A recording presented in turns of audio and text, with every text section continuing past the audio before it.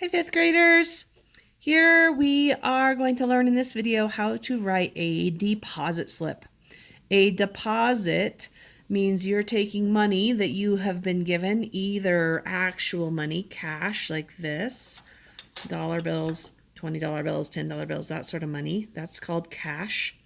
Or a check like this. This is a check. It's a piece of paper promising that this business, Lansing Elementary School, is going to give me $65 out of their bank account, and I can put it in my bank account, or I can get $65 in cash for this if I go to the bank. And this would be a paycheck for working. So I might be getting money like this, or I might be getting money in this form, in these check, which is a promise for this amount of money, and I want to put it into my bank account. We know that banks are a business and they provide a service rather than goods. They provide services. That's service is they will transfer money from other people's accounts into my account. If I have checks like this, they'll keep my money safe for me, and those are great services. So when I fill out a deposit slip so that I can tell the bank that I want to put this money into my account, I'm going to fill out my name, my account number. I always want to put my account number on everything I use at the bank so they know what account this money has to go to. I'll put today's date. If I'm putting a check in the bank and I only want to put part of the money in my bank account and I want the rest of the money to be given to me as cash, then I would also have to sign this line. It says sign here if cash is received from your deposit. So if I was putting a check in, this isn't actually cash. There's no dollar bills here. It's just a piece of paper. I could, if I wanted to, put all $65 from Lansing Elementary's bank account into my bank account. Or I could say, I want all $65 to be taken out of Lansing's bank account, but I only want $45 to go in my bank account, and I want $20 to be given to me right now at the bank in cash. That would be where I would sign here if I was going to get cash taken out of my deposit. On this side, I have some lines. This top line is for all the cash. So if I was coming to the bank with some dollars and coins, I'd count all of that up and it would go in this top box up here. All the dollars and coins all totaled up would go up here. Then I have 3 lines down this side. That's where the checks would get written. This is check number 31. I could write 31, or I could write the name of the person who gave me the check. I could write Lansing right here. And then I'd put the amount of the check right next to it. So this is all one line. It has who wrote the check to me and how much did the check get written for, $65.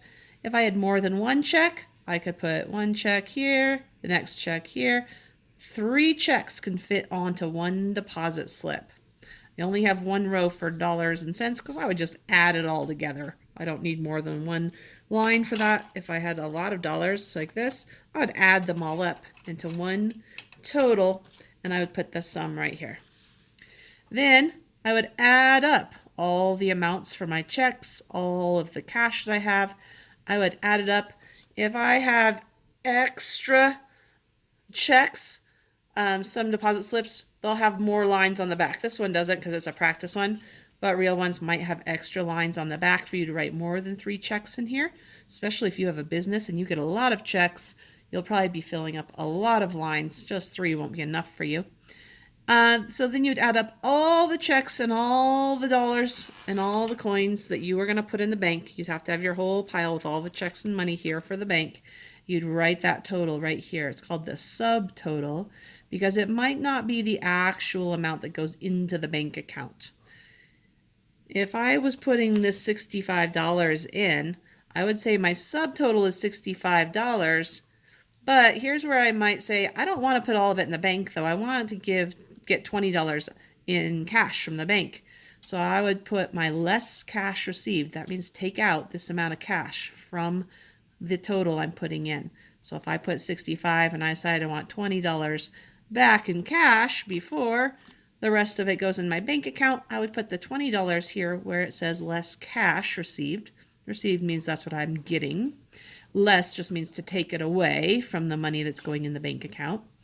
Then I'd put my actual total amount that's going in my bank account. So if my subtotal was $65, but I took $20 out to give me as cash, then what would go in my bank account would only be $45. So my actual amount going in my bank account goes at the bottom, $45 if that was this check.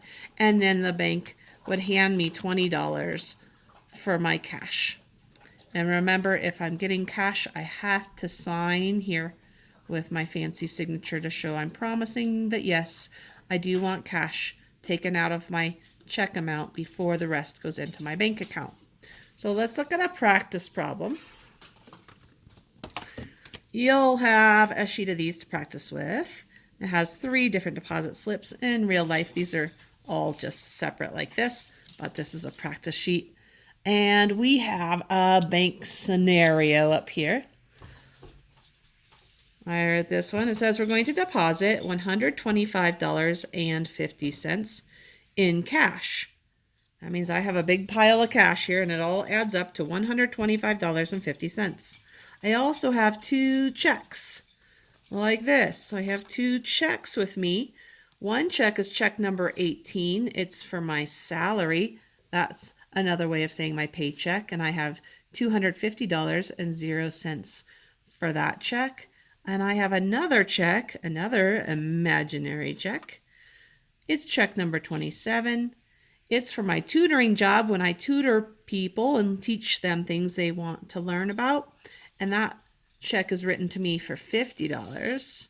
I don't want any cash back. No cash back to me. So the bank's not going to give me any extra cash back. That makes sense because I'm putting cash in the bank. I don't need it back. If I wanted it, I would just keep some of it. So I'm going to say no cash for this deposit. So here we go. Here's my first deposit slip. The first thing I need to do very neatly, very clearly, so that the bank employees are able to read it and it doesn't cause any problems. Riley's making a lot of noise over here. Riley, come here. I don't have any problems. My bank employees can read my name. I need to put my account number, my checking account number. Mine is 175. You have to have yours. It should be on your checkbook, but you should also try to memorize that so that you always put your your account number, 175. That tells them which account to put all this money into. You need to put this very neatly and correctly, or they might put all that money that you bring to them into someone else's bank account, and you don't want that to happen. So make sure you're very neat and make sure that you write very clearly and you write the right number. I need to put today's date. Today's the 18th of February, so 2/18. The year is 2020. There we go, 2020. I'm not getting any cash back, so I don't have to sign here. I only sign there if I want the bank to give me some of my check back to me in cash before they deposit the rest. Now I'm going to come over here and start filling up my blanks. Up at the top, yes, I do have cash. I have $125.50 in cash. They've written this out where there's a decimal right here already. That matches the decimal here in my cash number. So that means that's my decimal, just like here, and I have 50 cents. So I'm going to put the 50 cents in these 2 boxes they gave me for tenths and hundredths. 5 tenths, 0 hundredths makes 50 cents or 50 hundredths. I have $125. That's on the left side of the decimal here. And you'll notice there's little tiny marks. Those are marking off the place values. So this first space right here is the ones or units place. I have $5 in my ones place. The second spot is the tens place. I have 2 tens. The third spot is the hundreds place. I have 100. This little triangle is actually showing where the comma would be if I went into the thousands place. In real life, you might have checks that are having numbers in the thousands or even the 10,000s place. This is just to help you see where that comma would be so that you can put your numbers in the right places. So I'm going to put 125. I don't have any thousands, so I'm going to leave those blank. 125 and 50 cents for my cash. I have cash. Now I'm going to do check number 18. So I don't know who wrote me this check. I could just say salary if I want to, or I could say number 18 on that line. That's just to tell which of these checks I'm talking about when I say it's $250. So this has zeros in the tenths and hundredths places, so I'm going to put zeros here. It has a 2 in the hundredths, a 5 in the tens, and 0 in the units place. So I'm going to go 1, 2, 3 spots to the hundreds place, put my 200s, 5 right here in the middle spot, 5 tens, and 0 units, or ones, $250 for check number 18. Then I have check number 27. That's my tutoring job. So I'm going to say 27 here for that check. And it was for $50.00. So this doesn't have a hundreds place. I'm going to start at my decimal, put my 0, and then I'm going to scoot over 1 place, 2 places to the tens place to put my 5 tens, and the 0 units next to it, $50. I don't have any other checks. I've written my cash and my 2 checks. I don't have a third check to put in here. I'm just going to leave that blank. Now, if I added anything from the back, if I had things on the back, I would put that in this blank here. I'd say this is my reverse side. I wouldn't add a third check. I would just total up the rest of them from the back and add it here. But I don't have any extra checks, so I'm going to add up what's here on the front. I'm going to start out with my pennies, my hundredths. I have 0 plus 0 plus 0. I'm going to skip this line because I didn't have anything from the back. I'm going to come down to where it says the subtotal.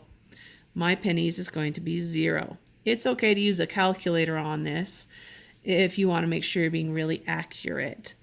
Over here I have 5 tenths plus 0 tenths. That means I have 5 tenths. So I'm putting 50 cents all together into my bank account in my subtotal. Come to my $1 place, my units place. 5 plus 0 is $5.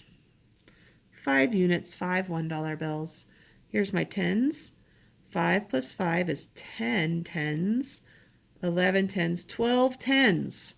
Well, every 10 tens becomes a new 100, so I'm going to put that over here.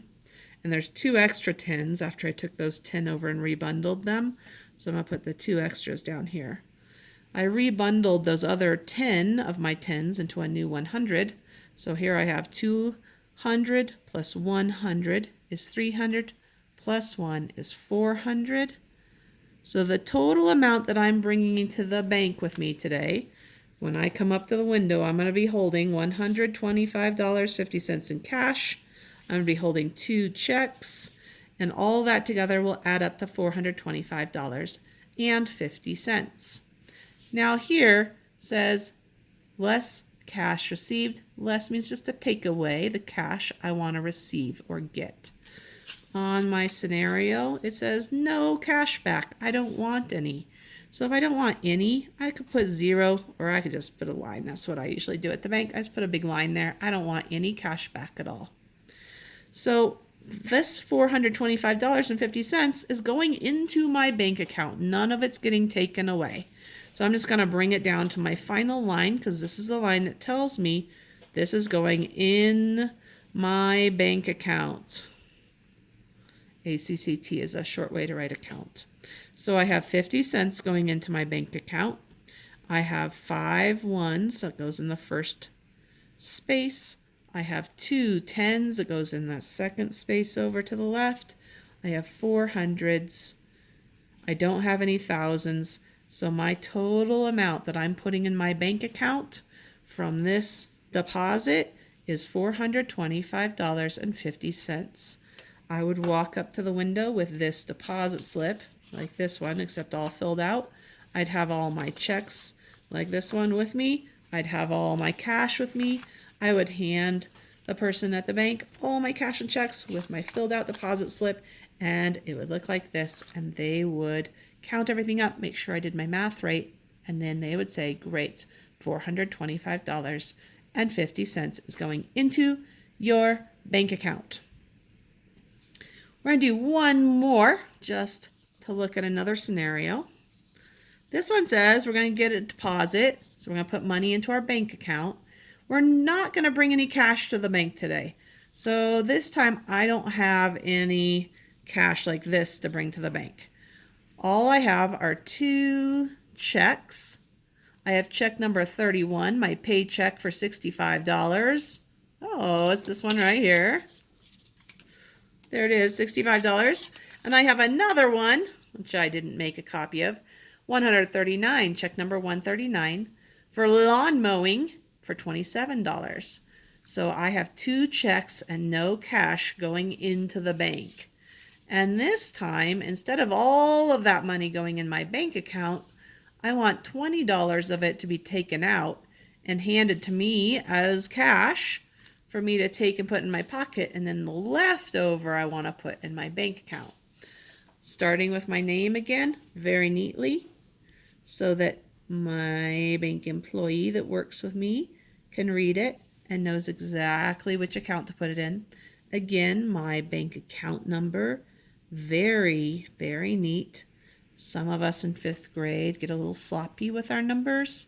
If the bank employee can't tell the difference between a 5 and a 6, or a 2 and a 6 for some of us, then they're not going to necessarily put all this money in my bank account. They'll put it in someone else's if they can't read that number and they think it's a different number. So be very neat. Today's date is still February 18th of 2020, and this time I do want some cash back. I'm going to get $20 back in cash. So I have to sign here. Remember, you can do your fancy signature, but if you can't figure that one out, that's okay. It could be in cursive or not. I'll just put my name here. There we go. Done. Now, I'm going to start filling things out. My deposit, no cash at all, so I'm just going to say nothing there. Then I'm going to come down to the next line. I have my check label here. It's going to be check number 31. I could put paycheck if I wanted to. I could put Lansing if I wanted to. That's the name of the person who gave it to me. Some way you just have to identify what check this is.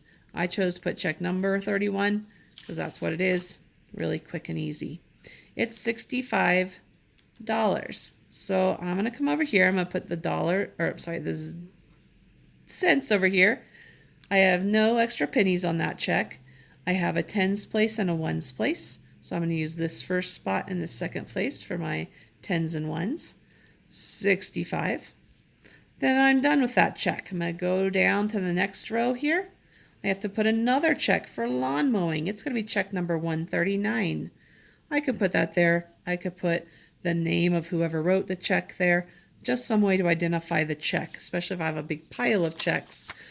There needs to be a quick and easy way to figure out which check goes with which amount. So $139, $27. No pennies this time. I'm going to put the 20 in the tens place there, and then 7 next to it in the units place, or the ones place, $27. And that's all the checks that I'm bringing to the bank today. I don't have any extras for this next line, so I'll just leave that alone. And now the subtotal, if I added those two up, I'm going to add $65 plus $27, so I know how much money I have all together that I'm bringing to the bank. The subtotal is how much do I have in my hand that I'm bringing in to the bank. So I see that I have 0 in my cents. Tenths and hundredths are 0. I have $7 plus $5 in my units. That gives me $12. I know every time I have 10 ones, it groups up to a bundle and makes a new 10. So I'm going to put one bundle of 10 up there, and I have 2 extra dollars left over that comes down here to my ones place.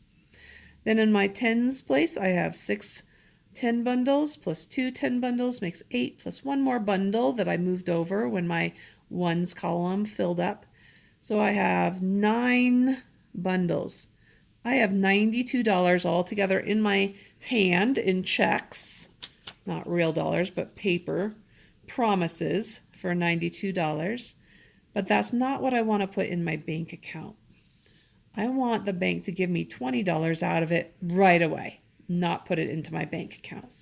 So down here, I'm going to say less cash received. I want to get $20. I don't need any cents, so I'll put 0 again. I want $20, so that means I have to go into the tens place here, put the 2, 0 units. That makes $20, and now I have to take that out. I brought $92 in checks in my hand. $20 of it I'm going to take out and give to me right now in cash. The rest is going in my bank account. So I have to take $92 and take $20 away from it.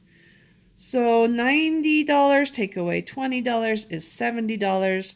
There's still 2 there, so my total that's going to go in my bank account is $72. So when I come up to the person at the bank window, I'm going to give them my checks. I'm going to give them my deposit slip. They're going to look here and see that I want $20 back. They will give me $20, and then they will put $72 into my bank account from my checks.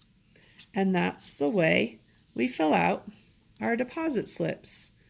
This is one where we have cash to put in the bank. We have a subtotal, that means how much is in our hand when we get to the bank to hand to the teller, $425.50. This one we're not getting any cash back, so we didn't have to sign it. The total amount going into our bank account is $425.50. This one, we did not bring any cash to the bank with us. We brought 2 checks. We had check number 31 for $65, check number 139 for $27. I put those together. I didn't have any cash to add in, just these are going into the bank. And that gave me $92 in my hand when I walked up to the bank teller. But I don't want all of it to go into my bank account today. I want $20 to be handed to me in cash. So only $72 out of those checks that I had is going to go into my bank account. $72 in my bank account, $20 in cash in my hand as I leave the bank, and this deposit slip is also finished because I'm getting $20 of cash back. I need to put my signature here at the bottom. There you go, mathematicians and future check writers of 5th grade. How you make a deposit slip for Ameritowne and for the rest of your banking life. Work hard and practice lots of deposit slips. These are so important because they let you put money into your bank account. Remember, you can't spend money if it's not either in your hand in cash or in your bank account for you to take out with checks or your debit card. Get lots of practice. Ameritowne is coming up soon, and we want to be really good at this so we can have lots of money to spend when we're at Ameritowne, when we put our paychecks into the bank. I'll see you next time, mathematicians. Have a good time practicing putting money into your bank accounts. Bye-bye.